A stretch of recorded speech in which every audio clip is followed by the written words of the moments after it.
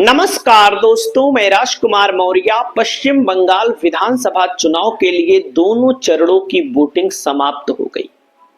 पहले चरण की वोटिंग हुई थी 23 अप्रैल को।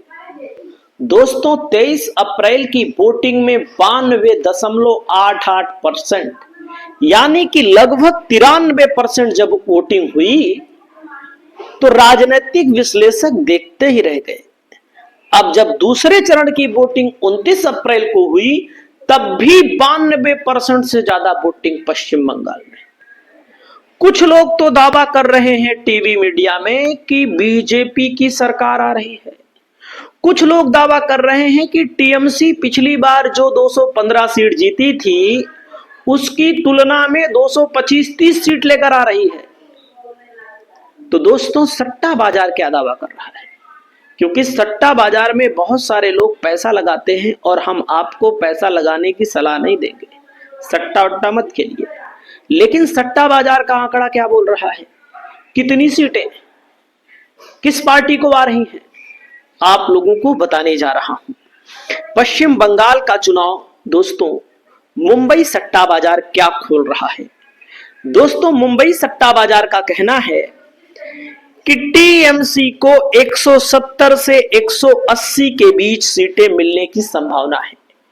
टीएमसी को 170 से 180 और बहुमत कितना है 294 में दोस्तों 148, यानी कि मुंबई सट्टा बाजार कह रहा है कि 148 सीट आ रही है।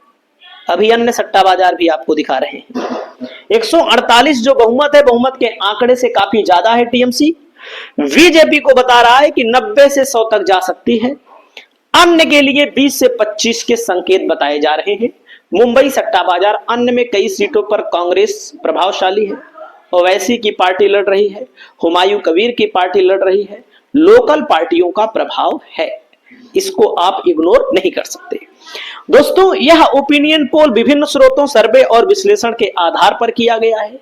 अब यहां पर दोस्तों अगला सट्टा बाजार क्या है, दिल्ली। दिल्ली सट्टा बाजार किसके कहने पर चलता है दोस्तों? यहां पर अन्य के लिए केवल 10 से 15 सीट, बीजेपी के लिए 85 से 95 सीट और यहां पर टीएमसी के लिए दोस्तों 185 से 205 सीटों के संकेत दिखाई दे रहे हैं। दोस्तों दिल्ली मुंबई की तुलना में ज्यादा सीटें दे रहा है दिल्ली सट्टा बाजार। वहीं पर आप सभी साथियों को बताना चाहूंगा, अब पहुंचिए कोलकाता। कोलकाता तो आप सब जानते हैं पश्चिम बंगाल की राजधानी है और कोलकाता दोस्तों टीएमसी को 195 से 205 सीटें दे रहा है। मतलब 195 से 205 के बीच में आंकड़ा आ सकता है। बीजेपी को 70 से 80 सीट देने पर तुला है और अन्य को भी यहां पर 10 से 15 सीट पर बढ़त बताने की ओर यहां पर अग्रसर है। दोस्तों वहीं पर आप सभी साथियों को मैं बताना चाहूंगा, फलोदी सट्टा बाजार सबसे अलग है। फलोदी सट्टा बाजार क्या कह रहा है? यह तो कह रहा है कि बीजेपी को 150 यानी कि 148 से ज्यादा। इसका मतलब बीजेपी फलोदी सट्टा बाजार के सर्वे में सरकार बना सकती है। 150 से 160, अन्य के लिए 10 से 15, टीएमसी के लिए दोस्तों 130 से 140। क्या वाकई में टीएमसी 130 से 140 पर सिमट जाएगी? वहीं पर दोस्तों आप सभी साथियों के सामने जो अन्य कंपनियों के एग्जिट पोल आए हैं, 7 एग्जिट पोल में किसकी सरकार बन रही है बंगाल में दोस्तों? 294 सीटें हैं, 148 सीटें देखिए। मैट्रिक्स के सर्वे में टीएमसी को 125 से 140, बीजेपी को 146 से 161, अन्य को 6 से 10। मैट्रिक्स के सर्वे में बीजेपी की सरकार बन रही है, आप लोग देख सकते हैं ओपिनियन एग्जिट पोल में। चाणक्य के एग्जिट पोल में दोस्तों 130 से 140, टीएमसी को 150 से 160, बीजेपी को, अन्य को 0 से 5 सीटें मिल रही हैं। वहीं पर पीपल्स पल्स का सर्वे है दोस्तों, इसमें टीएमसी को 177 से 187। देखिए दो सर्वे में, दो एग्जिट पोल में बीजेपी आगे है। तीसरे एग्जिट पोल में पीपल्स पल्स में दोस्तों बीजेपी को 95 से 110 और 177 से 187, यानी कि अन्य को 1 से 4। पोल डायरी का सर्वे आया है दोस्तों, 99 से 127 यहां पर टीएमसी को, 142 से 171 यहां पर बीजेपी को सीट मिल रही है।